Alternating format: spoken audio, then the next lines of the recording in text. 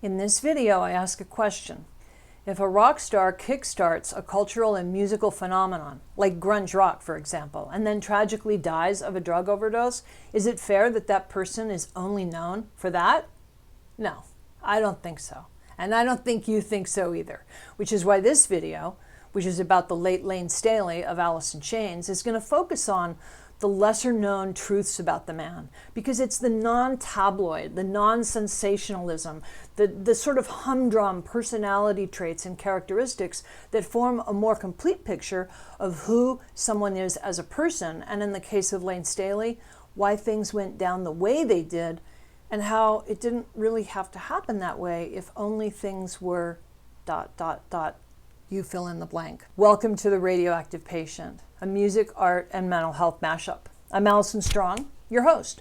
And no, I'm not a YouTube therapist, influencer, or psychologist, but I am a person with a mental health problem and a lived history of substance abuse. When researching this video, I decided that before I made the video, I really wanted to know my subject. I got a hold of this book, Alice in Chains, The Untold Story. It's a library book. You can see the little sticker. But the author is David DeSola, and I'm going to link it in the About section below.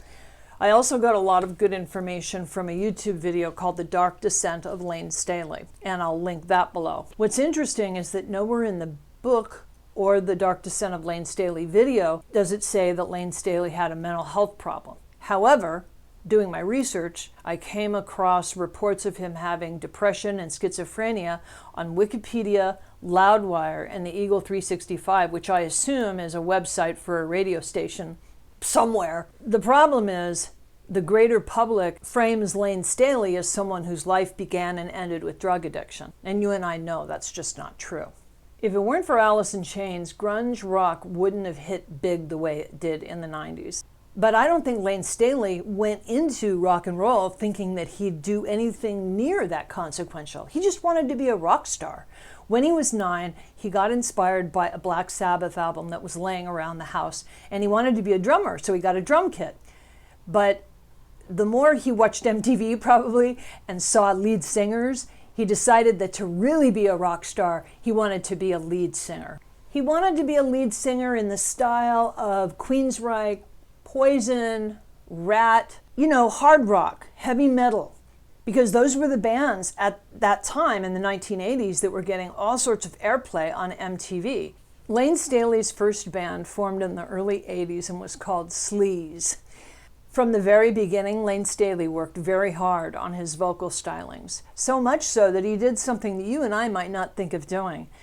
He got a hold of a friend of his who was having voice lessons and got the cassette tapes of those voice lessons and imitated and practiced until he had enough money to hire his own vocal coach. And you know who he hired?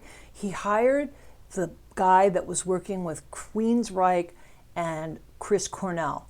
My point is that from beginning to end, Layne Staley was very serious about his craft. But when it came to people seeing him work, he was private about it. His sound booth had this big partition so that you could not see him while he sang. You remember those screams at the beginning of Them Bones, the ones that go, ah, ah? That was Layne Staley improvising, totally on the fly.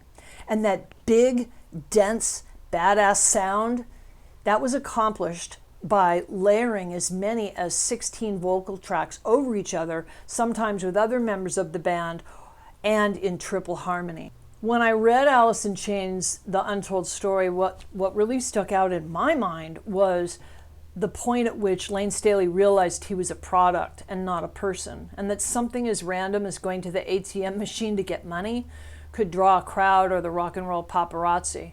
And the other thing, when people come up to the street to talk to him, nobody wanted to talk about music. All they asked about was, why are you so skinny? Are you still on drugs? Did you go to rehab? Do you have HIV? Do you have AIDS?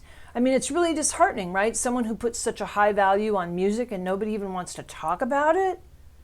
And the bad thing about that is when you get reinforcement and recognition for something as negative as all those things I just mentioned, it only reinforces it. It's been reported that Layne Staley went to rehab somewhere between 10 and 13 times. Nobody knows exactly how many times, but it obviously never took. But Seattle was really tricky in the 90s. I mean, it wasn't unusual for the bands of the day, the Nirvanas, the Mudhoney's, the Screaming Trees, to have the same drug dealer. And then on the back end of it, when it's time to get sober, they have the same drug coach. And these are not like, people that you meet at meetings that are doing it because they want to help you. These are people that are getting paid to do triple duty as a bodyguard, a life coach, and a 12-step sponsor. And the problem with that is if you go and you read the big book of Alcoholics Anonymous, written by Bill Wilson and Dr. Bob, you see that addicts helping addicts, alcoholics helping alcoholics, that was supposed to be non-professional only. And that's a quote, actually.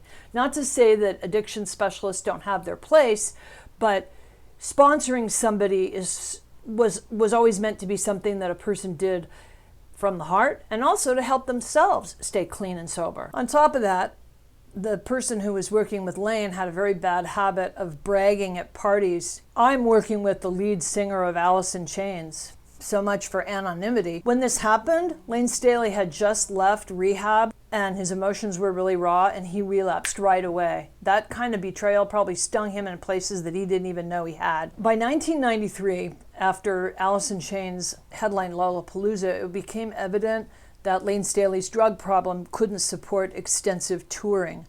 The band was supposed to go on the road with Metallica, which would have been great, but they had to cancel, and they put out a public statement citing health problems. Specifically Layne's, but they didn't come right out and say it, which was good of them, I think. However, Layne Staley was able to do studio work both with Alice in Chains and Mad Season, and made some incredible music that will be with us forever. People tried to help Layne, like Pearl Jam's Mike McCready, who asked him to be in Mad Season, hoping that if he was in a side project with musicians who were in recovery, that it would inspire him to join them.